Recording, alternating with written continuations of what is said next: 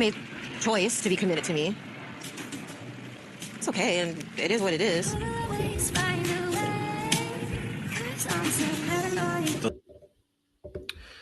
Hey guys, and welcome to Little Blackbird 91. Yes, the title is Why Brittney is Threatening to Will. We've been talking to you guys about attachment styles for the last 11 to 12 months, or maybe even 24, actually, I lie. And we've been talking about attachment styles because we want you guys to understand how you emotionally attach in relationships and how it affects your romantic relationships. And this instance is no different. Will here and Brittney are two people who seem to be both avoidant, but Brittney's playing a more anxious role. And what we're hearing is Brittney consistently trying to rephrase or feel uncomfortable or feel discomforted when he makes a statement about how he feels and how he loves her.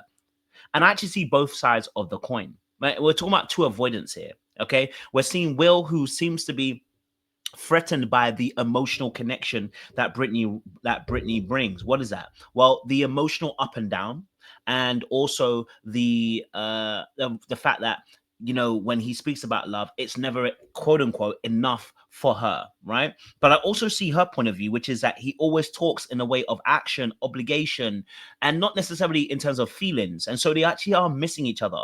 We've got somebody who's more cerebral, where someone's got more heart. Now, is that enough to make people divorce or break up? Yes and no, because it can be solved, and yes, because if you don't solve it, it does become a thing where everyone feels like they're not being heard and not being seen. But Will definitely, for me, does feel threatened by Brittney, but not because she's more brilliant or he's insecure per se about how great she is, but rather because an avoidant is trying to avoid a deep emotional connection when they don't trust the person in front of them. So what doesn't Will trust about Brittney? I'll tell you what he doesn't trust about her. He doesn't trust her emotional regulation. What we've seen with Brittney is these massive highs and lows, and we've seen the spiraling into tears and combustion when she feels what she feels. And because of that, this feels unsafe when it comes to Will. And then not only does she do that, but she also then tells him how he should feel, and reinterprets it because she doesn't feel comfortable with it. And in fact, the experts have actually aided her in that. And rather than really trying to make her understand where it's coming from and to take goodwill from what he's saying. Do I say that she should just surrender and accept how he talks about love? No, because I actually believe she's right. I hear Will and the way he talks about love, and it's almost robotic. It's almost as if, yes, as she said, it is an obligation versus a feeling. And we need both. Okay, we need both. We're in the early doors of romance. It shouldn't be an obligation. It should be, you love me. We're not arranged.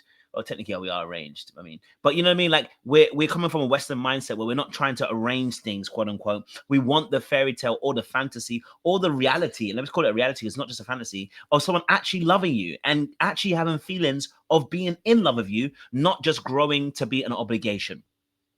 Right. So I see both points of view here, but I'm talking about it from the perspective of Will. I do feel he feels threatened by Brittney. He's afraid of getting closer and developing a deeper emotional connection, which would make him more vulnerable and more susceptible to her emotional spirals, because he'd have to care more and he'd have to relinquish his position where he sits on top of the mountain and actually comes to the same level that she's at. And at that point, he's afraid of losing control.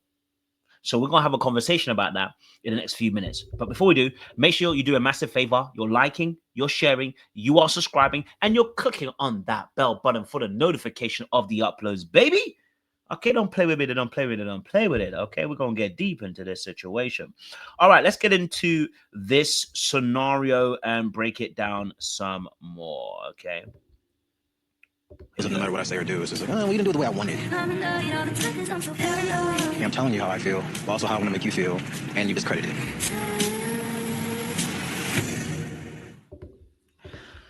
And this is not the first time we've seen that from Brittney, where she has heard his feelings and kind of like discredited it and said, you don't feel the way that I feel. She said this after the boxing situation. She tries to tell him how to feel, and when he doesn't feel the way she feels, she automatically says, you're not feeling how I feel.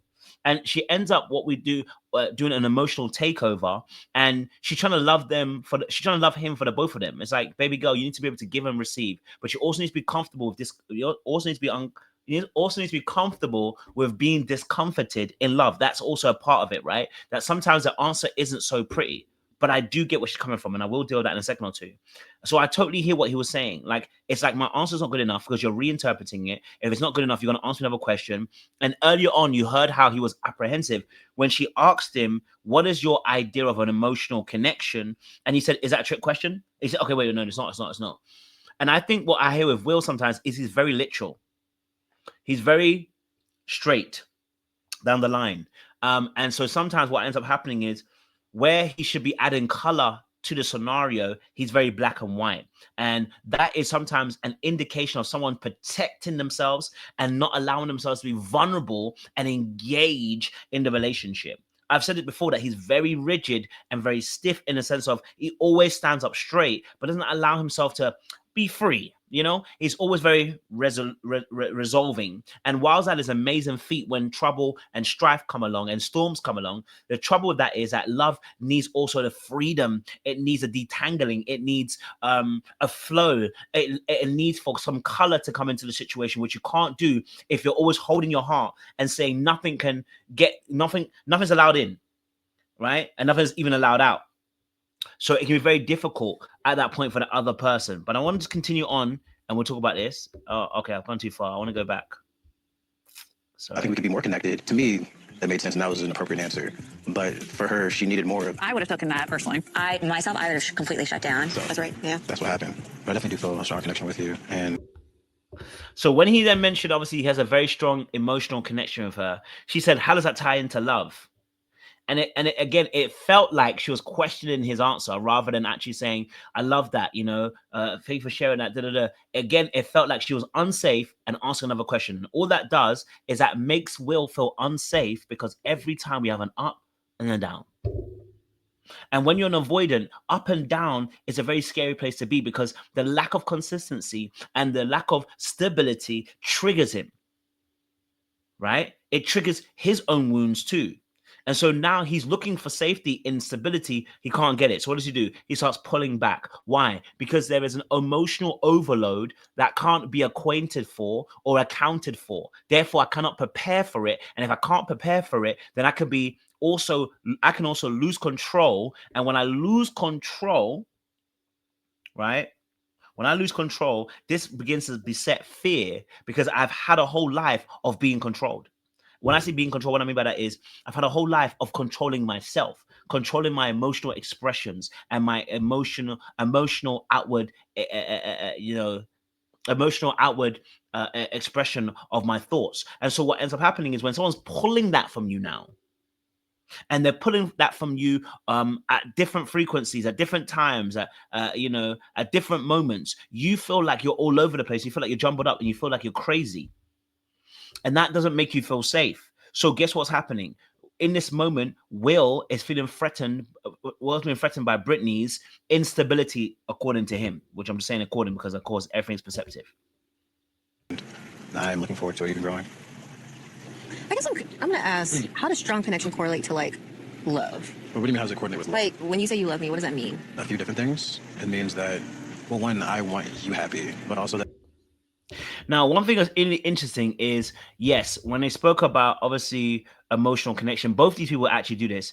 Neither of them really speak about themselves. They always speak about how the other person's going to be happy, right? Now, when she said, obviously, when I feel like love, I feel joy in my heart, right?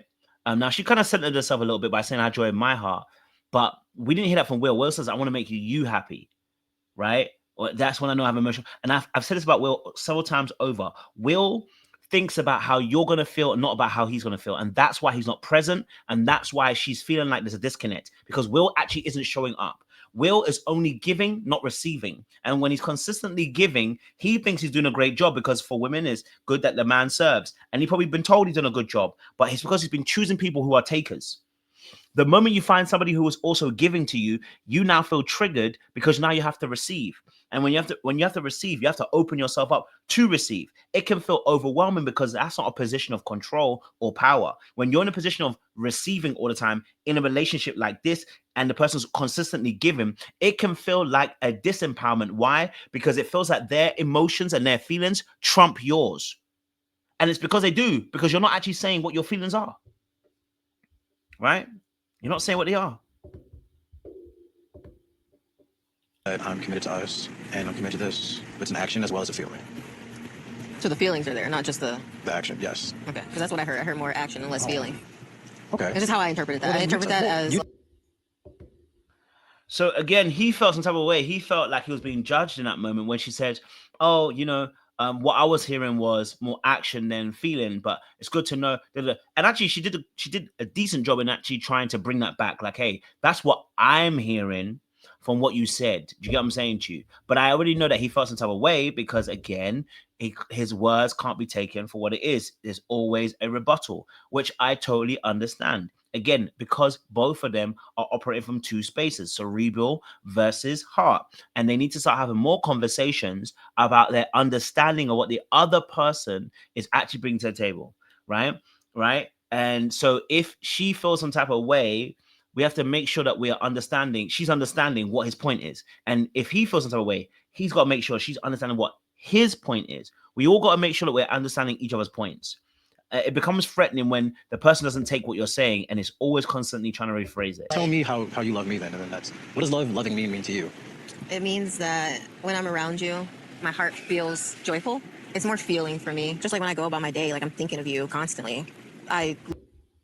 So as you heard her say, obviously, you know, for her, that the love is about a joyful feeling. For him, love was about making her happy.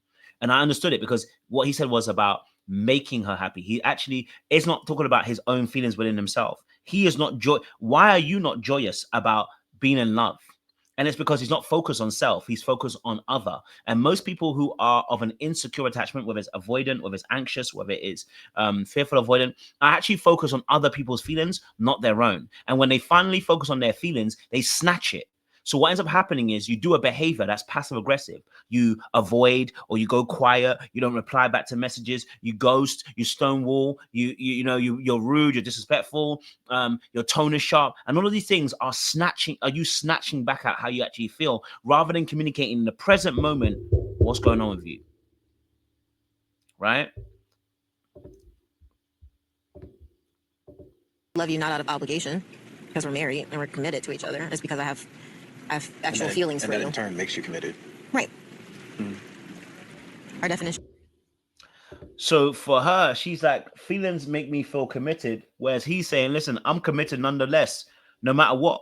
If I've made a thing, I'm committed. Of course, we know that he says no. So is he really committed?